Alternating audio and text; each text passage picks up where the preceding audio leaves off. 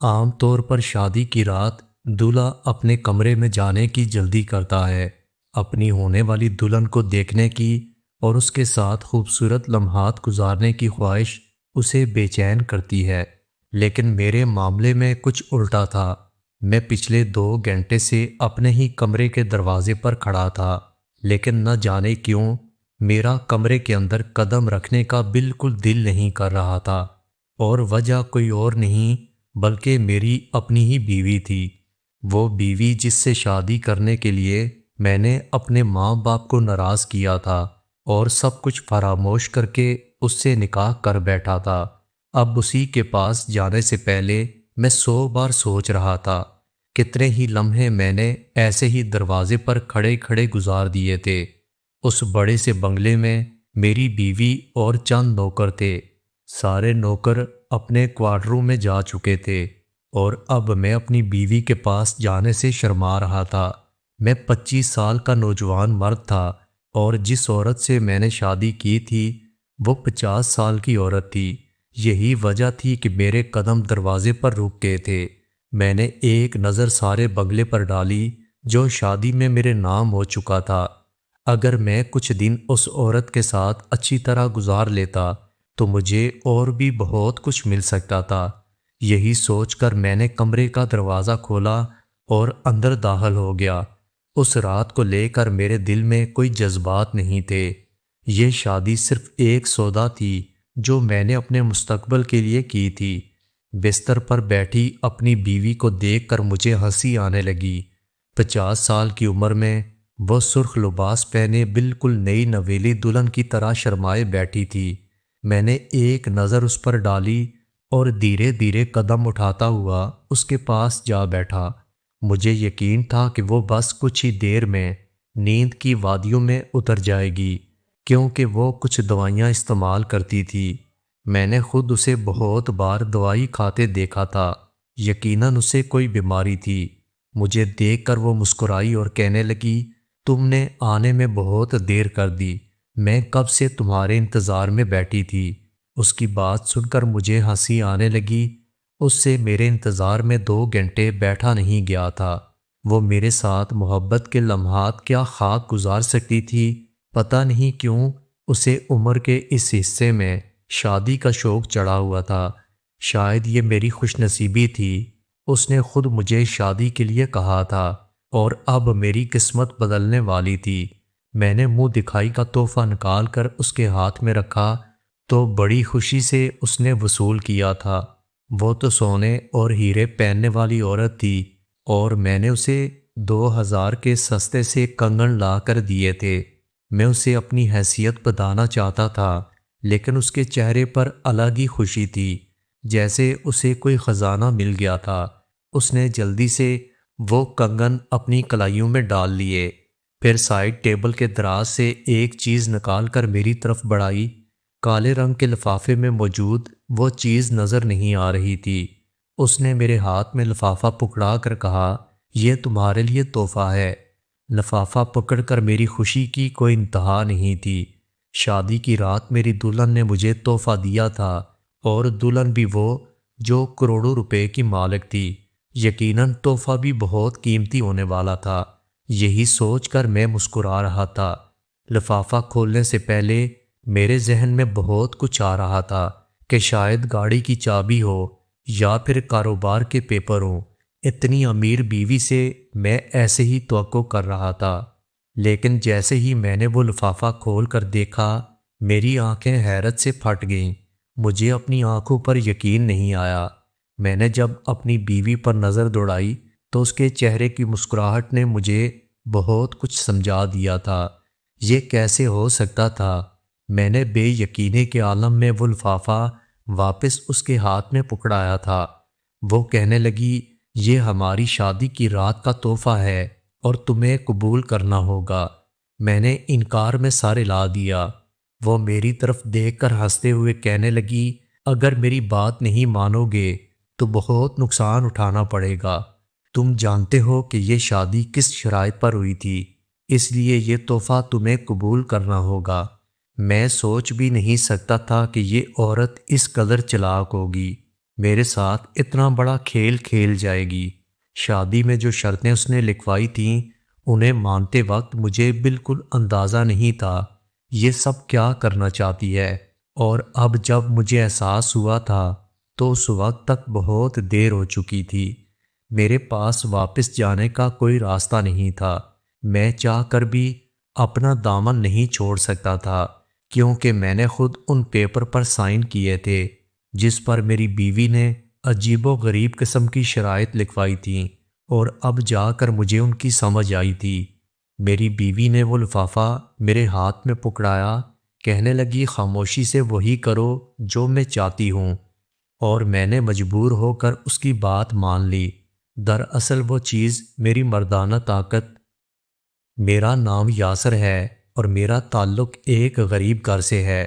میں صرف 22 سال کا تھا اور شارٹ کٹ کے ذریعے امیر ہونا چاہتا تھا، کوئی ایسا راستہ جس سے میں راتوں رات امیر ہو جاتا، میرے پاس اتنا پیسہ آ جاتا کہ جس سے مجھے کچھ بھی نہ کرنا پڑتا۔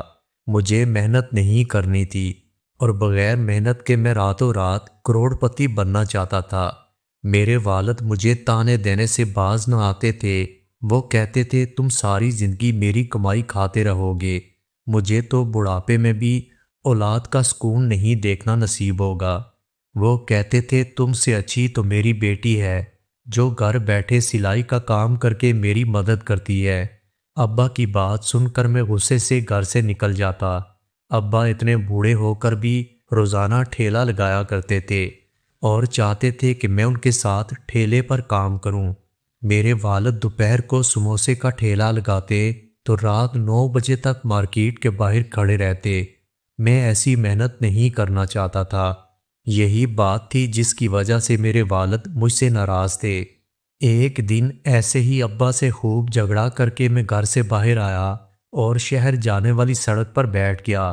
ابا نے مجھے بہت باتیں سنائی تھیں، ان کا کہنا تھا کہ اب بہن کی شادی ہونے والی ہے، تم بھی گھر کے خرچے میں اپنا حصہ ڈالو تاکہ شادی کے پیسے جمع ہو سکیں۔ ابا کی یہ بات سن کر مجھے غصہ آیا، میری بہن ابا کی ذمہ داری تھی۔ میں سڑک پر بیٹھا تھا کہ ایک بڑی سی سیاہ رنگ کی گاڑی آئی، وہ میرے پاس سے گزری۔ میرے دل میں خیال آیا کاش یہ گاڑی میری ہوتی۔ شاید اس وقت قبولیت کا وقت تھا، کیونکہ وہ گاڑی کچھ ہی دیر کے بعد واپس پیچھے آئی تھی۔ وہ گاڑی میرے سامنے آ کر رکی تھی۔ میں حیران ہو کر گاڑی کے اندر دیکھنے لگا۔ ایک عورت نے اندر سے جھانک کر مجھے دیکھا اور اشارے سے مجھے اپنے پاس بلا لیا۔ میں بنا کچھ سوچے سمجھے ان کے پاس چلا آیا۔ وہ عورت کہنے لگی لگتا ہے تم شہر جانے کے لیے بیٹھے ہو، اگر بس نہیں آ رہی تو میرے ساتھ چلو، میں تمہیں شہر پہنچا دوں گی۔ میں سچ میں شہر جانا چاہتا تھا، لیکن نہ ہی شہر جانے کے لیے میرے پاس پیسے تھے، اور مجھے یہ بھی پتہ نہیں تھا کہ میں وہاں جا کر کیا کروں گا۔ بس میں راتوں رات اپنی قسمت بدلنا چاہتا تھا۔ مجھے سوچ میں پڑا دیکھ کر وہ عورت کہنے لگی بیٹھ جاؤ۔ اس نے دروازہ کھول دیا تھا۔ میں خاموشی سے اس کے ساتھ والی سیٹ پر بیٹھ گیا۔ اس عورت کے کہنے پر ڈرائیور نے گاڑی چلانا شروع کی اور ہماری منزل شہر کی جانب تھی۔ عورت کہنے لگی تم شہر میں کوئی کام کرتے ہو؟ میں نے انکار میں سر ہلا دیا تو وہ کہنے لگی پھر شہر کیوں جا رہے ہو؟ میں نے اسے بتا دیا کہ میں اپنی قسمت بدلنا چاہتا ہوں اور قسمت آزمانے کے لیے میں شہر جا رہا ہوں۔ وہ عورت کہنے لگی اگر ایسی بات ہے تو کچھ دن میرے پاس نوکری کر لو، مجھے ایک شخص کی ضرورت ہے جو سارے نوکروں پر نظر رکھ سکے۔ اس عورت کی بات سن کر میں حیران ہوا، وہ میرے لیے بالکل غیر تھی، میں اس کے لیے انجان تھا، پھر وہ کیسے مجھے اپنے بنگلے میں نوکری کی آفر کر رہی تھی؟ اس کی بڑی سی گاڑی میں مجھے سکون مل رہا تھا۔ میں سوچنے لگا اس کے بنگلے میں کتنا سکون ہوگا۔ وہ عورت مجھے بتانے لگی کہ میں اس بنگلے میں اکیلی رہتی ہوں۔ پھر اس نے یہ بھی بتا دیا تھا کہ کئی سال پہلے اس کے شوہر کا انتقال ہو چکا تھا، اس کے کوئی بچے نہیں ہیں، اسی لیے وہ تنہا تھی۔ ساری رات کاروبار کے کاموں سے باہر رہتی ہوں اور سارا دن سوتی رہتی ہوں، اس لیے گھر نوکروں کے حوالے تھا اور اسے نوکروں کو دیکھنے کے لیے کسی ایماندار شخص کی ضرورت تھی۔ خیر میں نے اس کے بنگلے پر نوکری شروع کر دی۔ میں بہت خوش تھا، یہاں مجھے زندگی کی ہر آسائش حاصل تھی۔ جب اس نے مجھے پہلی سیلری دی تو میں مالکن سے اجازت لے کر اس کی گاڑی لے کر اپنے گاؤں چلا گیا۔ گھر والوں نے مجھے دیکھتے ہی سینے سے لگا لیا۔ ماں بہت رو رہی تھی، کہنے لگی تم کہاں چلے گئے تھے؟ ابا کی باتوں کو اتنا برا مان گئے ہو؟ ہم سب کو چھوڑ کر چلے گئے ہو؟ تیرے ابا تیری یاد میں روتے ہیں۔ میں نے جیب سے پیسے نکال کر اماں کے ہاتھ میں رکھے اور کہا بہن کی شادی میں حصہ ڈالنے گیا تھا، مجھے شہر میں نوکری مل گئی ہے، یہ میری پہلی سیلری ہے۔ میں نے اماں کو باہر کھڑی گاڑی دکھائی تو اماں حیران ہو رہی تھی۔ اماں کہنے لگی مجھے پتا تھا کہ میرا بچہ ایک دن کامیاب ہوگا۔ خیر دوپہر کے بعد ابا گھر واپس آئے تو مجھے دیکھ کر بہت خوش ہوئے، لیکن ساتھ میری گاڑی اور پیسے انہیں حیرت میں مبتلا کر رہے تھے۔ ابا خوش ہونے کے بجائے ان کے چہرے پر فکر کے آثار نظر آنے لگے۔ کہنے لگے بیٹا تجھے کون سی ایسی نوکری ملی جس میں اتنے زیادہ پیسے ملتے ہیں؟ میں نے ابا کو ساری بات بتائی۔ ابا نے انکار میں سارے لا دیا، کہنے لگے بات میری سمجھ سے باہر ہے، شہر کے لوگ بہت تیز ہوتے ہیں، ایسے مفت میں نوکریاں نہیں دیتے۔ میں غصے میں اٹھ کھڑا ہوا اور اماں سے کہا میں جو کچھ بھی کر لوں ابا خوش نہیں ہوتے۔ میں تو پیسے لے کر آیا تھا تاکہ بہن کی شادی میں اپنا حصہ ڈال سکوں، لیکن ابا میری نوکری سے ابھی تک خوش نہیں ہیں۔ میں واپسی کے لیے نکل آیا، میری ماں مجھے آواز دیتی رہی، میرا دل خراب ہو چکا تھا۔ میں واپس شہر پہنچا تو حیران ہوا کیونکہ ڈرائنگ روم میں کافی لڑکیاں بیٹھی تھیں اور میری مالکن ان سے بہت اچھے طریقے سے پیش آ رہی تھی۔ طرح طرح کے کھانے بنے ہوئے تھے۔ مجھے دیکھ کر مالکن کے چہرے پر خوشی آنے لگی، جیسے وہ میرا انتظار کر رہی تھی۔ وہ ساری لڑکیاں بھی بڑی دلچسپی سے مجھے دیکھ رہی تھیں۔ اتنی ساری لڑکیوں کے درمیان مجھے کچھ عجیب محسوس ہوا۔ میں باہر چلا آیا۔ کچن میں کام کرتی ملازمہ سے میں نے پوچھا یہ ساری لڑکیاں کون ہیں؟ تو وہ بتانے لگی، کہنے لگی آپ نہیں جانتے، آپ کو کچھ دنوں میں پتہ چل جائے گا۔ اس بات کو 2 دن گزرے تھے کہ مالکن نے مجھے اپنے کمرے میں بلوا لیا۔ کہنے لگی میں تم سے بات کرنا چاہتی ہوں، دراصل تم مجھے اچھے لگتے ہو۔ اس دن سڑک پر مجھے پہلی نظر میں تم پسند آ گئے تھے، اس لیے میں تمہارے پاس رکی تھی۔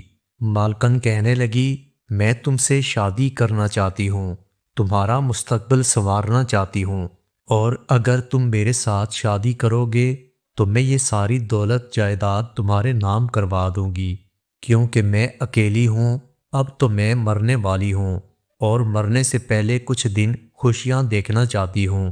50 سال کی عورت کے منہ سے شادی کی بات سن کر میں حیران ہو رہا تھا۔ مجھے تو یقین نہیں ہو رہا تھا، شاید میری مالکن پاگل ہو چکی تھی۔ کافی دیر سوچنے کے بعد میں نے کہا مالکن مجھے آپ کی بات پر کوئی اعتراض نہیں۔ میری بات سن کر مالکن بہت خوش ہوئی۔ اس نے اگلے ہی دن شادی کا کہہ دیا، لیکن نکاح سے پہلے مالکن نے ایک پرچہ میرے آگے رکھا۔ کہنے لگی یہ کچھ شرائطیں جو تمہیں شادی سے پہلے ماننی ہوں گی۔ پہلے تو میں گھبرا گیا کہ پتہ نہیں مالکن مجھ سے کیا بات منوائے گی، لیکن پھر وہ شرائط پڑھ کر مجھے کچھ خاص سمجھ نہیں آئی۔ میں نے وہ ساری شرائط قبول کر لیں۔ میں نے مالکن کے ساتھ نکاح کر لیا تھا۔ میں خوش ہو رہا تھا کہ یہ بوڑھی عورت کتنا عرصہ زندہ رہے گی۔ پہلی رات میری بیوی نے مجھے جو لفافہ دیا تھا اس میں مردانہ طاقت بڑھانے والی ایک دوا تھی اور ایک کاغذ پر ایک ایڈریس لکھا ہوا تھا، ساتھ میں یہ بھی لکھا تھا کہ آج کی رات اس لڑکے کے ساتھ گزارنی ہے، اسے پوری طرح خوش کرنا ہے۔ لفافے میں ایک لڑکی کی تصویر تھی۔ اس لڑکی کو میں پہلے بھی کہیں دیکھ چکا تھا، شاید یہ لڑکی انہی میں سے ایک تھی جو مالکن کے پاس بیٹھی ہوئی تھی۔ اب مجھے بہت کچھ سمجھ آ چکا تھا، میں یہ کام کسی بھی صورت نہیں کر سکتا تھا۔ میں نے انکار کیا تو میری بیوی نے مجھے وہ ساری شرائط یاد دلا دیں۔ ان شرائط کے مطابق اگر میں مالکن کو طلاق دیتا تو مجھے 20 لاکھ مالکن کو ادا کرنے تھے۔ اگر مالکن کو میری ذات سے کوئی شکایت ہوتی تو وہ میری پولیس کو شکایت کروا سکتی تھی۔ میں اتنی بری طرح پھنس چکا تھا کہ میرے پاس کوئی راستہ نہیں تھا۔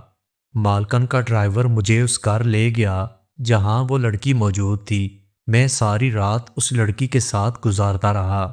ایسے ہی یہ کام ہوتا رہا اور میں بالکل کمزور ہو چکا تھا۔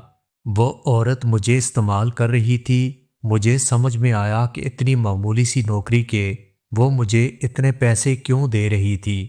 میں ہر رات اسی طرح استعمال ہوتا رہا۔ میری ساری طاقت ختم ہو چکی تھی۔ میرا جسم کمزوری سے درد کرنے لگا۔ میں مالکن سے اس بات کا اظہار کرتا تو وہ مجھے مزید دوا کھانے کے لیے دے دیتی۔ میں اس زندگی سے تنگ آ چکا تھا۔ میرے دن رات گناہ میں گزر رہے تھے اور یہ احساس مجھے مار رہا تھا۔ ایک دن مجھے موقع ملا اور میں خاموشی سے مالکن کو بتائے بغیر واپس اپنے گھر آ چکا تھا۔ مالکن نے میرا گھر نہیں دیکھا تھا۔ وہ مجھے سڑک سے لے کر آئی تھی، اس لیے مجھے یقین تھا کہ وہ میرے چھوٹے سے علاقے کے کچے سے مکان تک نہیں پہنچ سکتی۔ میں نے اپنے گھر آ کر اپنے ماں باپ کو ساری بات بتا دی۔